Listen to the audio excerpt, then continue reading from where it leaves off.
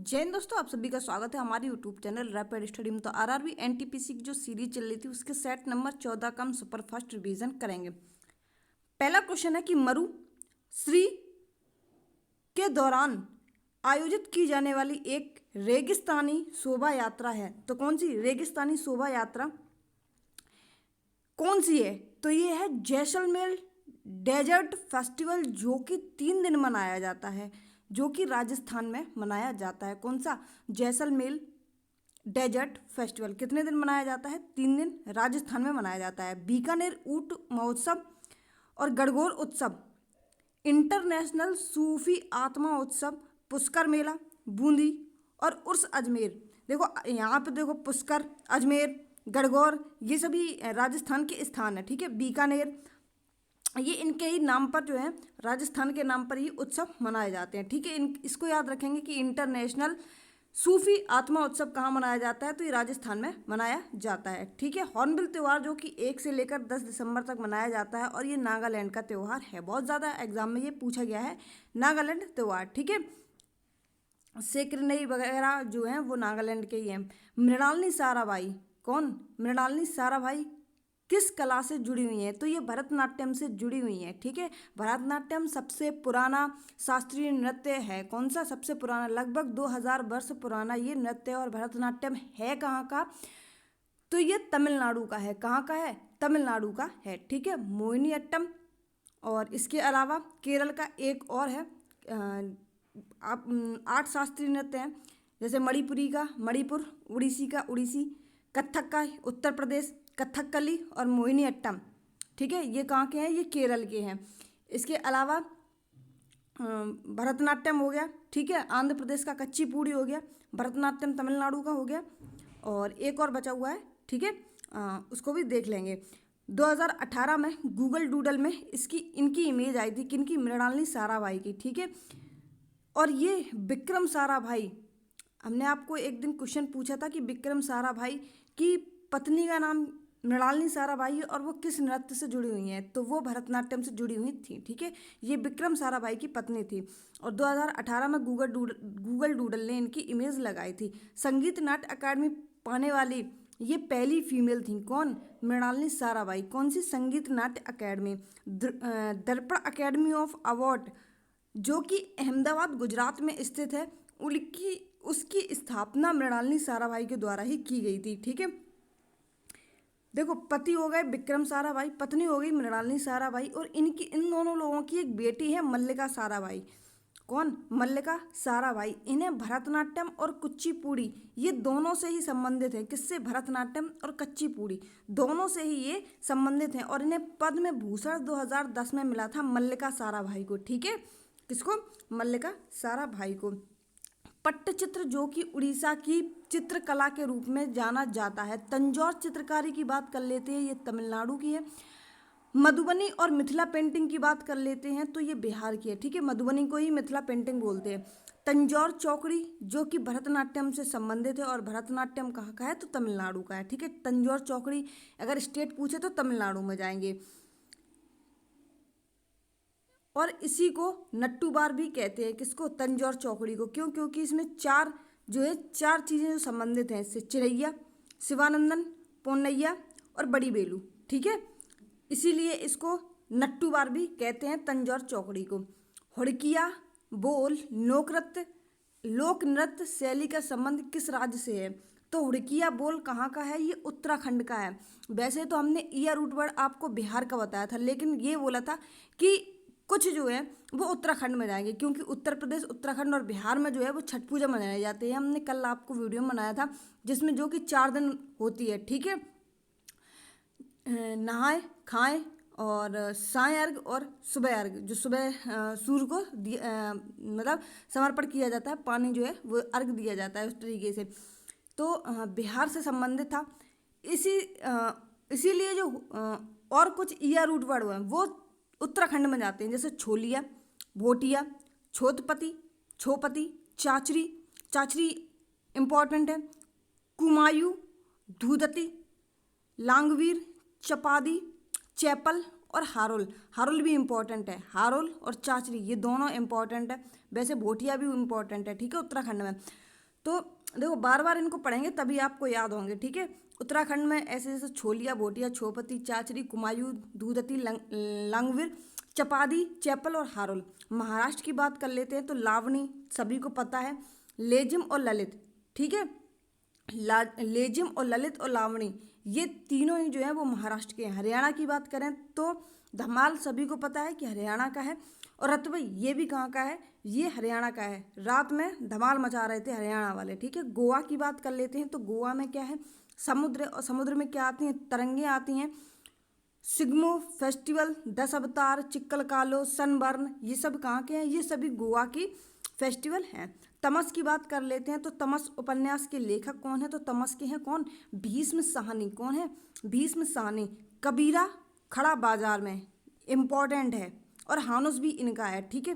कौन है इम्पॉर्टेंट, कबीरा खड़ा बाजार में, और भीष्म साहनी तमस के लेखक हैं। अमृता प्रीतम की बात कर लेते हैं तो कागज थे कैनवास, पिंजर और रसीदी टिकट और कोरे कागज, ये इनके सभी इंपॉर्टेंट हैं, ठीक है। कागज थे कैनवास बहुत बार पूछा गया है, रसीदी टिकट और कोरे कागज ये भी पूछे गए हैं।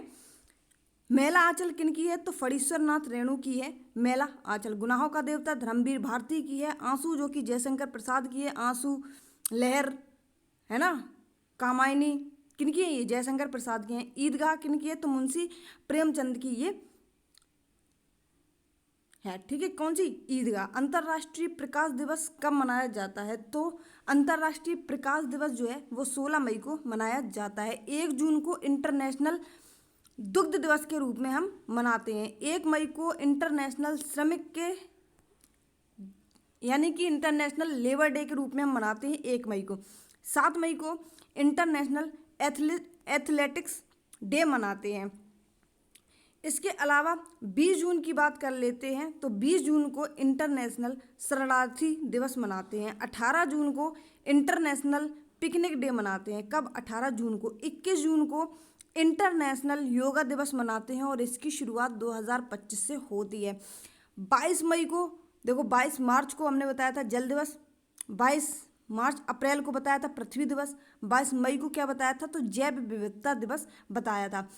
25 मई को क्या मनाते हैं, इंटरनेशनल फुटबॉल दिवस मनाते हैं, जिसकी शुरुआत 2024 से शुरू हुई है। और जब कोई अभी डेज जो हैं इंपॉर्टेंट डेज मनाने अभी शुरू होते हैं तो वो इम्पोर्टेंट बन जाते हैं। तो फुटबॉल दिवस कब मनाना शुरू हुआ, तो 25 मई को। 31 मई को तम्बाकू निषेध दिवस मनाया जाता है। 7 जून को विश्व खाद्य दिवस मनाते हैं। 23 जून को इंटरनेशनल ओलंपिक डे मनाते हैं। 29 जून को इंटरनेशनल सांख्यिकी दिवस के रूप में मनाया जाता है, ठीक है। फुटबॉल को याद रखेंगे 25 मई, क्योंकि ये 2024 से ही शुरू हुआ है। रासायनिक हथियार निषेध संस्थान का मुख्यालय कहाँ है, तो हथियार निषेध संस्थान रासायनिक वाले, ठीक है, ये है नीदरलैंड। और नीदरलैंड कहाँ है, तो नीदरलैंड के द हेग में रासायनिक हथियार निषेध संस्थान का हेडक्वार्टर है, जो कि 1997 में बना था। कौन सा, रासायनिक हथियार निषेध संस्थान कहाँ पर है, नीदरलैंड द हेग में, द हेग, ठीक है, नीदरलैंड के द हेग में। इंटरनेशनल आतंकवाद निरोधक केंद्र, जिसको ICCT बोलते हैं, इसका हेडक्वार्टर भी द हेग नीदरलैंड में है। और इसका जो ये बना कब है, आतंकवाद निरोधक केंद्र, ये 2010 में बना है। तो दुनिया का पहला कृत्रिम उपग्रह कौन सा था, तो स्पुतनिक फर्स्ट जो है ये दुनिया का पहला कृत्रिम उपग्रह था, जो कि रसिया के द्वारा बनाया गया था। कब, 1957 में, ठीक है। भारत का पहला उपग्रह कौन था, तो ये आर्यभट्ट सभी को पता है। 1975 में ये बनाया जाता है, जो कि रसिया से मदद ली जाती है इसमें। और रॉकेट कौन सा था, तो कॉस्मोस 3M जो है इसमें रॉकेट होता है। सेकंड भारत का कौन सा था, पहला आर्यभट्ट हो गया रसिया की सहायता से, दूसरा हो गया भास्कर और तीसरा हो गया रोहिणी, ठीक है। रोहिणी 1979 में बनता है, SLV रॉकेट से इसको भेजा गया था, थर्ड वाले को, ठीक है, कृत्रिम उपग्रह को। भारत में केंद्रीय औद्योगिक सुरक्षा बल यानी कि CISF की बात हो रही है कि स्थापना किस वर्ष में हुई थी। तो देखो ये थोड़े इंपॉर्टेंट हो जाते हैं, क्योंकि कभी कभी इनसे क्वेश्चंस पूछ लिए जाते हैं। SSC इनसे क्वेश्चन बहुत ज़्यादा पूछती है। तो केंद्रीय CISF, ठीक है, केंद्रीय औद्योगिक सुरक्षा बल की बात कर लेते हैं। 1969 में CISF की स्थापना होती है। CRPF की स्थापना की बात कर लेते हैं तो 1939 में होती है। CRPF की स्थापना जो है वो जेल वार्डर में पूछी गई थी। जब लास्ट टाइम जेल वार्डर का एग्जाम हुआ था उसमें ये क्वेश्चन आया था कि CRPF की स्थापना कब होती है, और उसमें ये भी पूछा गया था एक और शिफ्ट में कि CRPF का फुल फॉर्म क्या है। तो 1939 में जो है CRPF की स्थापना होती है। 1969 में CISF की होती है। 1835 में असम राइफल की होती है। सबसे पुरानी कौन है, तो असम राइफल ही सबसे पुरानी है। BSF की बात कर लेते हैं, ये 1965 में होती है। NSG कमांडो की बात कर लेते हैं 1984 में। सशस्त्र सीमा बल 1963 में। ITBP 1962 में। और SPG कमांडो ये 1985 में इसकी स्थापना होती है। किसकी, SPG कमांडो की। भारतीय राष्ट्रीय कांग्रेस के पहले अधिवेशन की अध्यक्षता किसने की थी, तो WC बनर्जी ने। INC के पहले अधिवेशन की अध्यक्षता किसने की थी, WC बनर्जी ने। दूसरे की किसने की थी, तो ये कलकत्ता में दादा भाई नौरोजी ने की थी। और इनकी ही एक पुस्तक है poverty and un British rule in India. Poverty and un British rule in India किन की है, तो दादा भाई नौरोजी की है। और इन्होंने द्वितीय कांग्रेस अधिवेशन में कलकत्ता से अध्यक्षता की थी। तीसरे अधिवेशन की बात कर लेते हैं जो मद्रास में होता है, और M बदरुद्दीन तैयब जो है इसकी अध्यक्षता करते हैं। चौथे की बात कर लेते हैं, इलाहाबाद के हैं, जॉर्ज यूल इसके अध्यक्ष हैं। पांचवें की बात कर लेते हैं तो बम्बई हैं, और बैडरबर्न ने इसकी अध्यक्षता की थी। ठीक है, दादा भाई नौरोजी को याद रखें क्योंकि इन्होंने एक पुस्तक लिखी थी और ये थोड़े से इम्पोर्टेंट भी हैं। जनगण मन जो है ये 1911 में गाया गया था, और इसके अध्यक्ष कौन थे, तो पंडित किशन नारायण जो है इसके अध्यक्ष थे, और कोलकाता अधिवेशन में ये गाया गया था। इतना पूछा जाता है, अध्यक्ष नहीं पूछे जाते कि जनगण मन जो है वो सर्वप्रथम कहाँ पर गाया गया था, तो ये कलकत्ता अधिवेशन में सर्वप्रथम गाया गया था। कब, 1911 में। वंदे मातरम ये भी कलकत्ता अधिवेशन में गाया गया था, जिसके अध्यक्ष जो हैं वो कौन रहे थे, रहमतुल्लाह जो है इसके अध्यक्ष रहे थे। और कब, 1896 में। ठीक है, कब वंदे मातरम जो है वो पहली बार 1896 में कलकत्ता अधिवेशन में गाया गया था। किस वर्ष 1938 और 1939 में राष्ट्रीय कांग्रेस के अध्यक्ष के रूप में निर्वाचित किया गया था, तो 1938 और 1939 में INC के अध्यक्ष कौन बने थे, देखो 1938 में हरिपुरा अधिवेशन होता है, और 1939 में त्रिपुरी अधिवेशन होता है, जिसके अध्यक्ष सुभाष चंद्र बोस को बनाया जाता है। हरिपुरा गुजरात में है और त्रिपुरी मध्य प्रदेश में स्थित है। ठीक है, इसके बाद बात करें तो 1941 में फ्री इंडिया सेंटर की स्थापना की थी किसने, सुभाष चंद्र बोस ने। ठीक है, त्रिपुरी अधिवेशन में जो है वो पट्टाभी सीतारमैया और सुभाष चंद्र बोस के बीच में जो है वो कि कौन चुना जाता है, तो फिर सुभाष चंद्र बोस जी को जो है वो चुना जाता है 1939 में त्रिपुरी अधिवेशन में।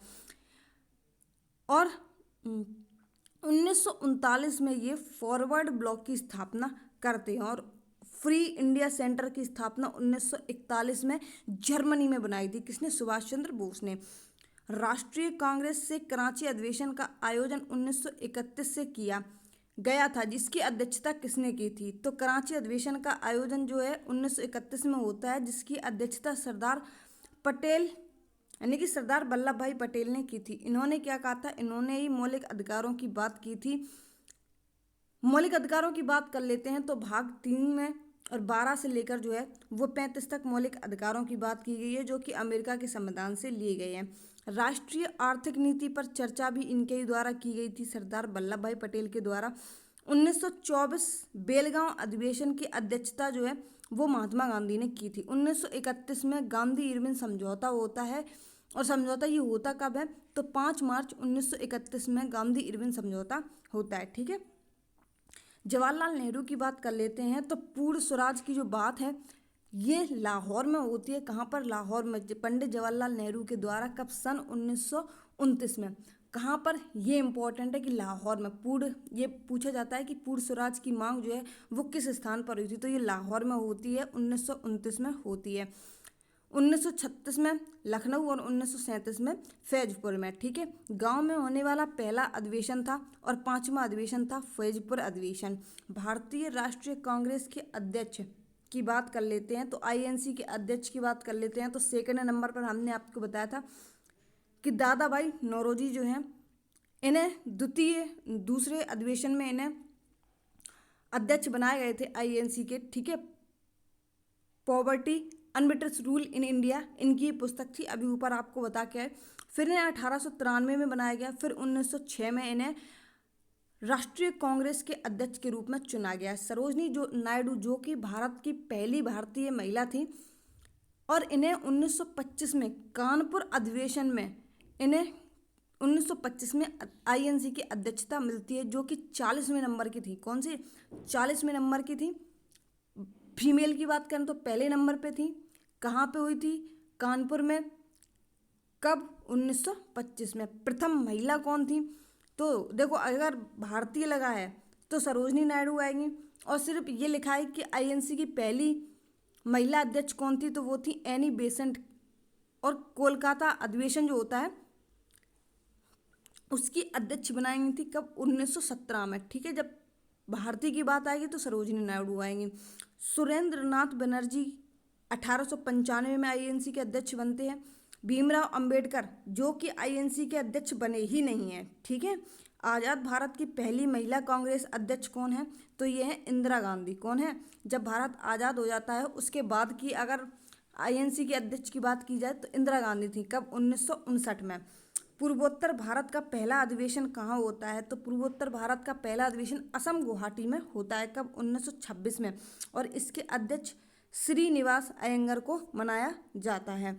1916 के लखनऊ समझौते ने नरमपंथियों, भारतीय राष्ट्रीय कांग्रेस के उग्र सुधारवादियों और के लिए एक संयुक्त राजनीतिक मंच प्रदान किया था। तो किसने? मुस्लिम लीग के लिए। किसके लिए? मुस्लिम लीग के लिए 1916 के लखनऊ समझौतों ने नरमपंथियों और भारतीय कांग्रेस के उग्र सुधारवादियों और मुस्लिम लीग के लिए एक संयुक्त राजनीति मंच प्रदान किया था। लखनऊ समझौते में कौन अध्यक्ष बने थे? तो एसी मुजुमदार बने थे। मुस्लिम लीग की स्थापना 1906 में ढाका में होती है। कहाँ पर? ढाका में। किसके द्वारा? तो सलीम उल्ला खां और आगा खां के द्वारा जो है वो मुस्लिम लीग की स्थापना होती है। सूरत अधिवेशन कब होता है? तो सूरत अधिवेशन 1907 में होता है। ठीक है, और किसके द्वारा होता है? तो रास बिहारी के द्वारा होता है। बंगाल विभाजन कब होता है? तो 1907 में होता है। असहयोग आंदोलन की शुरुआत 1920 से होती है। चोरी चोरा कांड की बात कर लेते हैं तो संयुक्त प्रांत गोरखपुर में चोरी चोरा कांड की घटना होती है। कहाँ पर? संयुक्त प्रांत गोरखपुर में। कब? 4 फरवरी 1922 को। स्टूडेंट ने संगठन बनाया था जिसको हिंदुस्तान रिपब्लिकन एसोसिएशन के नाम से जानते हैं, और ये कानपुर में बना था। कब? 1924 में। और इसे HSRA के रूप में कब? 1928 में बना दिया गया। कहाँ पर? दिल्ली में। ठीक है, स्वराज पार्टी की बात कर लेते हैं तो CR दास और मोतीलाल नेहरू के द्वारा जो है स्वराज पार्टी की स्थापना होती है। किसकी? कब? 1923 में, जिसमें CR दास अध्यक्ष बनते हैं और मोतीलाल नेहरू जो है वो सचिव के रूप में बनाए जाते हैं। गया अधिवेशन की बात कर लेते हैं तो 1922 में जो है वो गया अधिवेशन होता है, जिसके अध्यक्ष CR दास को चुना जाता है। किसको? CR दास को चुना जाता है। भारतीय निर्वाचन आयोग किसकी चुनाव प्रक्रिया के प्रशासन के लिए जिम्मेदार नहीं है? तो देखो, जो पंचायत चुनाव होते हैं इसके लिए भारतीय निर्वाचन आयोग जो है वो इसकी प्रक्रिया पूर्ण नहीं करता है। ठीक है, निर्वाचन आयोग की बात कर लेते हैं तो 324 से लेकर 329 तक जो है वो निर्वाचन आयोग आता है। इसकी स्थापना 25 जनवरी 1950 को होती है। ठीक है, लेकिन पंचायत चुनाव जो है ये किस आर्टिकल में आते हैं? तो 243 के के में जो है ये पंचायत चुनाव आते हैं। संवैधानिक दर्जा किस आर्टिकल के तहत है? तो 243 के तहत जो है इसको संवैधानिक दर्जा मिला है। किसको? पंचायत चुनाव को। भारत में किस राज्य में कोई पंचायती राज संस्थान नहीं है? तो पंचायती राज संस्थान देखो, एक तो दिल्ली में नहीं है, मिजोरम में नहीं है, नागालैंड में नहीं है और मेघालय में नहीं है। ठीक है, पहली बार जो पंचायती राज जो है वो किसने स्थापना की थी? तो राजस्थान के नागौर जिला के बगदरी गांव में पहली बार पंचायती राज संस्थान जो है वो आती है। पंडित जवाहरलाल नेहरू के द्वारा ये लाई जाती है सन 2 अक्टूबर 1959 में। स्थानीय स्वशासन का जनक किसको कहते हैं? तो स्थानीय स्वशासन का जनक जो है वो रिपन को कहा जाता है। पंचायती राज दिवस जो है ये मनमोहन सिंह के द्वारा स्टार्ट की जाती है। कब? 2010 से। कब? 24 अप्रैल 2010 से इसको शुरू किया जाता है मनमोहन सिंह के द्वारा। 24 अप्रैल 1993 की बात कर लेते हैं तो 73वां कॉन्स्टिट्यूशन अमेंडमेंट एक्ट 1993 ने इसकी स्थापना होती है। किससे संबंधित है? तो पंचायती राज से संबंधित है। ठीक है। 1989 में किस समिति ने स्थानीय शासन को संवैधानिक मान्यता प्रदान करने का प्रस्ताव रखा है? तो ये पीके थोंगन समिति ने स्थानीय स्वशासन को संवैधानिक मान्यता प्राप्त करने के लिए प्रस्ताव रखा था। कब? 1989 में।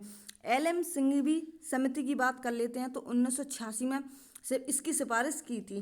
के संथानम समिति की बात कर लेते हैं तो 1965 में पंचायती राज की रूपरेखा तैयार की थी। हनुमंत राव समिति की बात कर लेते हैं तो 1984 में इसकी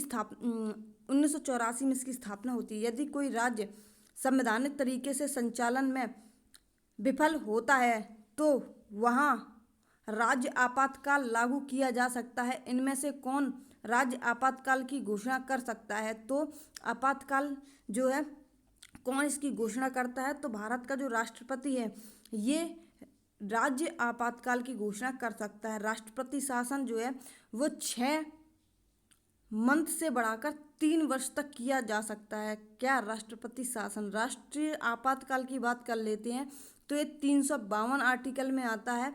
राष्ट्रपति शासन 356 में आता है और वित्त आयोग जो है वो 360 में आता है।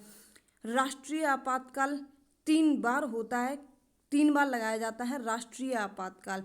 नेशनल इमरजेंसी की बात कर लेते हैं तो ये 352 में आता है राष्ट्रीय आपातकाल। इसके अलावा जो है वो 1962 में 26 अक्टूबर 1962 में इंडिया और चाइना का जो वॉर होती है उस टाइम लगाया जाता है 1962 में। और ये जो नेशनल इमरजेंसी, एक क्वेश्चन पूछा गया था RPF में कि जो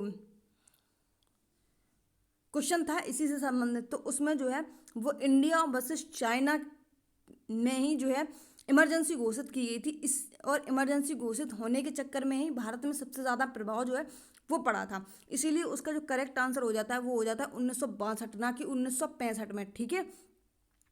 क्योंकि चाइना के साथ में भी वॉर हुई थी और पाकिस्तान के साथ में भी वॉर हुई थी, लेकिन ज़्यादा इफेक्ट किस पर पड़ा था? तो चाइना वाले पर पड़ा था।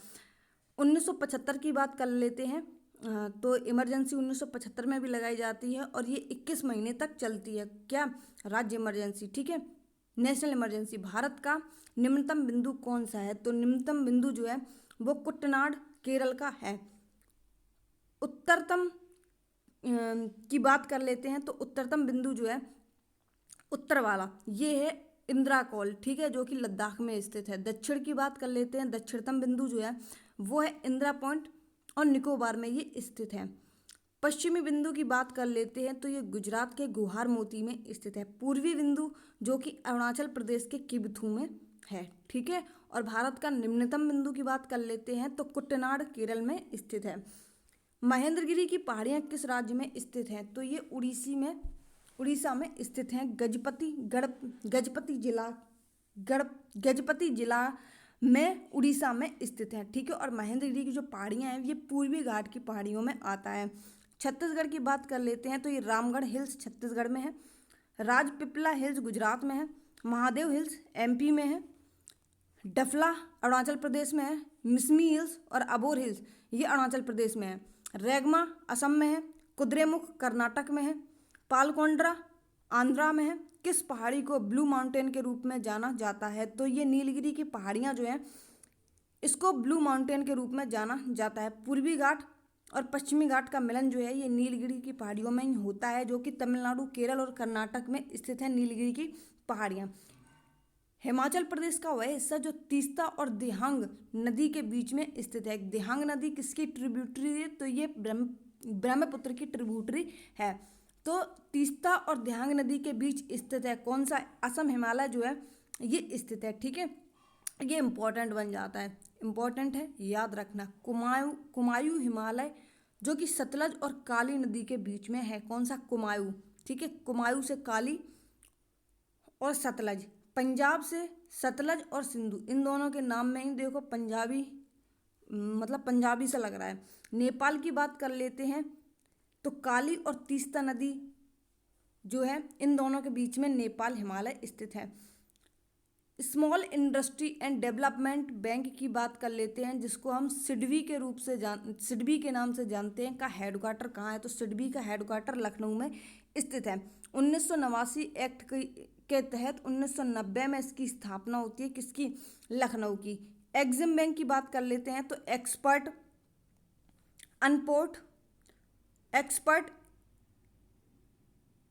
Import bank of India, export import bank of India की स्थापना जो है वो 1 जनवरी 1982 को होती है। और एग्जिम बैंक का जो हेडक्वार्टर है वो कहाँ पर है? मुंबई में स्थित है।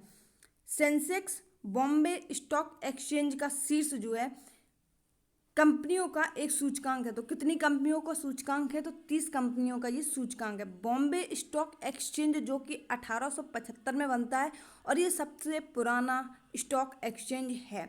और ये कहाँ पर है? तो ये मुंबई की दलाल स्ट्रीट में स्थित है इसका हेडक्वार्टर। शेयर बाजार के रूप में मान्यता इसको कब दी गई? तो 1956 में इसको शेयर बाजार के रूप में मान्यता दी गई। ठीक है, संवेदी सूचकांक को सेंसेक्स भी कहते हैं और इसकी शुरुआत जो है वो 1986 से ही होती है।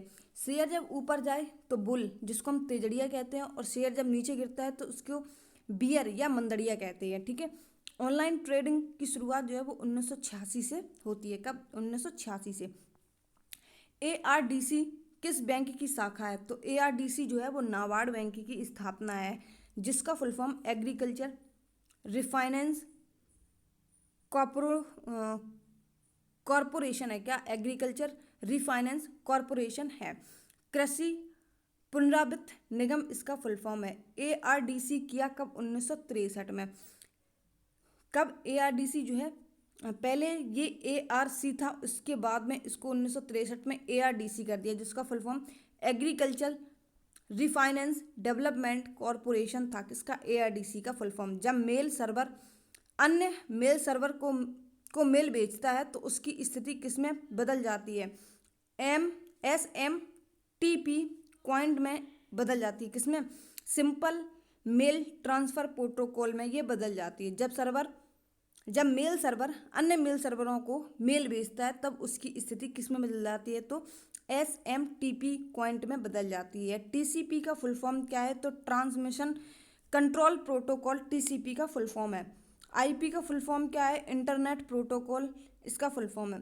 HTTP की बात कर लेते हैं तो हाइपर टेक्स्ट ट्रांसफर प्रोटोकॉल इसका फुल फॉर्म है। किसका? HTTP का। बाकी मिलते हैं नेक्स्ट वीडियो में, तब तक के लिए जय हिंद, बाय बाय।